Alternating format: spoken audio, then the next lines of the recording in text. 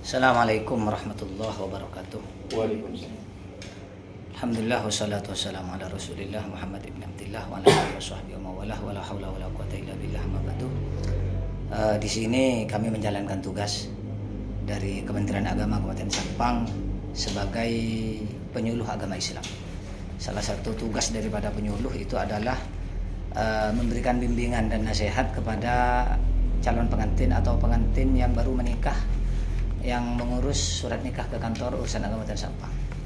Karena kenapa kok diperlukan adanya bimbingan? Karena pernikahan ini bukan hubungan temporer, bukan hanya 1 hari 2 hari, bukan 1 hari 2 hari 3 minggu 1 minggu, bukan. Tapi ini adalah hubungan yang mana tentu saat kalian melaksanakan pernikahan itu tujuannya adalah bukan hanya berhubungan di dunia saja.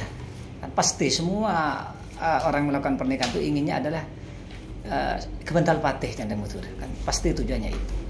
Maka tentunya karena kita adalah manusia, yang namanya manusia itu punya kekurangan, punya kelebihan, ya kadang punya sifat bosan, kadang kita punya sifat marah dan semacamnya. Maka tentu rumah tangga yang kita jalani ya bisa dikatakan tidak akan mulus-mulus saja. Nama saja rumah tangga, tidak akan seindah saat kita pacaran, pasti. Jadi itu sudah hal yang lumrah, pertengkaran itu pasti ada, ya marah itu ada. Tapi jangan dipikir berarti ya, rumah tangga itu menyeramkan. Ya enggak, bahagia juga ada, bahkan mungkin lebih banyak bahagianya kalau kita pintar di dalam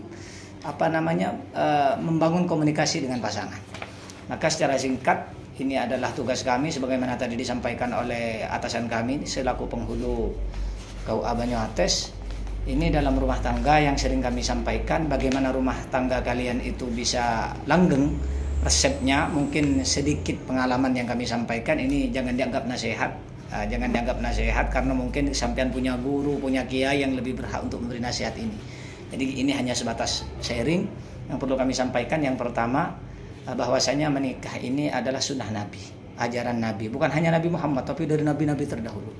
Maka saat kita menikah, camkan niat. Jadi tanamkan niat dalam hati bahwasanya saya ini menikah bukan hanya sebatas karena nafsu, tapi saya menikah ini karena menjalankan ajaran Nabi Muhammad SAW, sunnah Nabi Muhammad.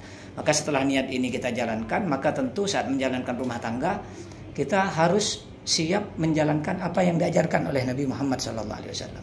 Di antaranya mungkin yang perlu kami sampaikan, Pak Penghulu kemarin juga kemarin sudah menyampaikan bahwasanya saling menghormati antara pasangan itu penting. Komunikasi antara pasangan itu penting.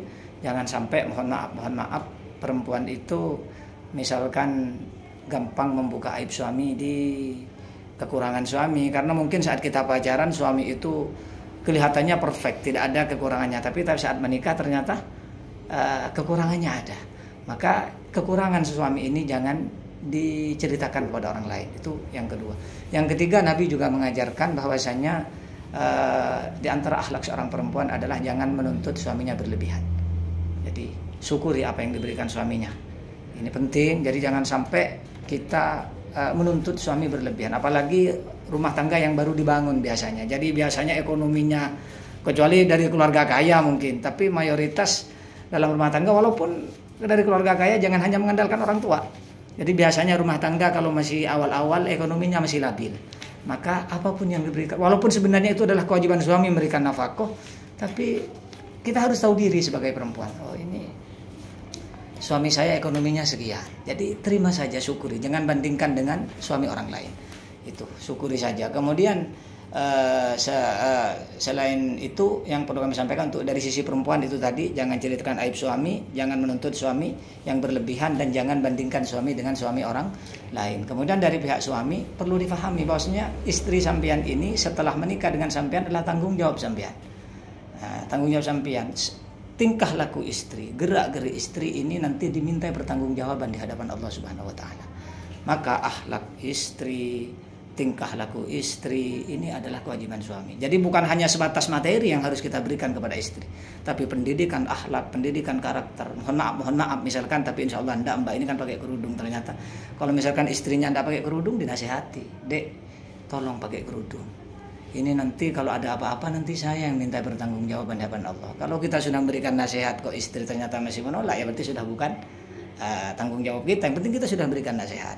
Kemudian dari sisi agama, masalah sholatnya, masalah haidnya juga kadang kalau kita tidak paham, bawa ke ustadz, bawa ke kiai. Kan ini kewajiban suami memberikan bimbingan. Selain kewajiban memberikan nafkah, jangan sampai kita sebagai laki-laki ini karena mentang-mentang istrinya dari keluarga kaya misalkan, kemudian kita seenaknya tidak memberikan nafkah. Tetap walaupun istrinya kaya, kita sebagai suami tetap harus memberikan nafkah kepada istri. Ini mungkin bisa kami sampaikan, takut ada tambahan dari Bapak Penghulu. Akhiran, assalamualaikum warahmatullahi wabarakatuh. Waalaikumsalam warahmatullahi wabarakatuh.